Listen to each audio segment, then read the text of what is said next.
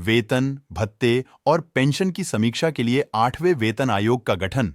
वित्त मंत्री का प्रस्ताव आपको बता दूं कि ये 7वें केंद्रीय वेतन आयोग की सिफारिशों को 1 जनवरी 2016 से लागू किया गया था, लेकिन इस वेतन आयोग में कर्मचारियों की कई महत्वपूर्ण मांगें पूरी नहीं की गईं। वर्तमान की आर्थिक स्थिति और बढ़ती महंगाई को देखते हुए 8वें केंद्रीय वेतन आयोग का गठन 8th पे कमीशन आवश्यक हो गया है, ताकि केंद्रीय सरकारी कर्मचारियों के वेतन, भत्ते और पेंशन की पुनः समीक्षा की जा सके।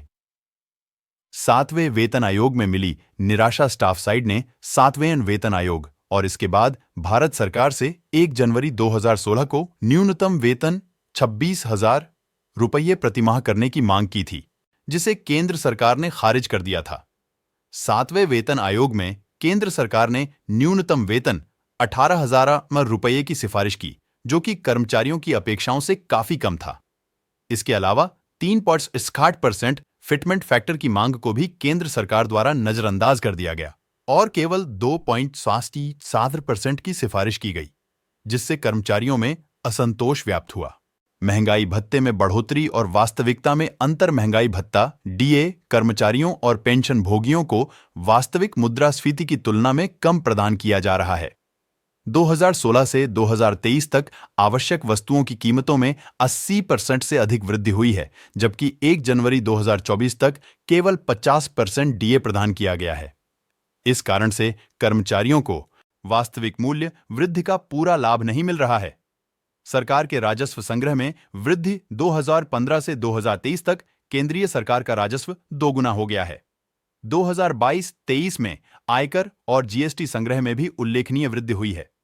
आयकर संग्रह 9,754 करोड़ रुपए रहा और अप्रत्यक्ष कर संग्रह 13,52 लाख करोड़ रुपए तक पहुंच गया। इससे स्पष्ट है कि सरकार की भुगतान क्षमता बढ़ी है और अब वह कर्मचारियों को अधिक वेतन और भत्ते प्रदान कर सकती है। 8वें वेतन आयोग की आवश्यकता। स्टाफ साइड के सचिव मिश्रा जी ने कहा है कि ये आज की बदलती आर्थिक परिस्थितियों और महंगाई को ध्यान में रखते हुए 8वें केंद्रीय वेतन आयोग का गठन अत्यंत आवश्यक हो गया है। भत्ते और पेंशन की समीक्षा कर कर्मचारियों की आर्थिक स्थिति को बेहतर बनाया जा सकता है। यह न केवल कर्मचारियों के जीवन स्तर को ऊंचा उठाएगा, बल्कि उन्हें अपने कार्यों के प्रति अधिक प्रेरित करेगा। एनपीएस और पेंशन प्रणाली। स्टाफ साइड के सचिव मिश्रा जी ने कहा है कि ये 20 लाख से अधिक केंद्रीय सरकारी कर्मचारी राष्ट्रीय पेंशन प्रणाली एनपीएस के तहत आते हैं और हर महीने अपने बेसिक वेतन और डीए का 10% एनपीएस में योगदान करते हैं, जिससे उनके वास्तविक वेतन में कमी होती है। सरकार ने अब तक एनपीएस को खत्म करने और सीसीएस पेंशन नियम 1972 के तहत पेंशन बहाल करने की मांग को स्वीकार नहीं किया है। इससे कर्मचारियों में असंतोष व्याप्त है और यह उनकी आर्थिक सुरक्षा को भी प्रभावित करता है।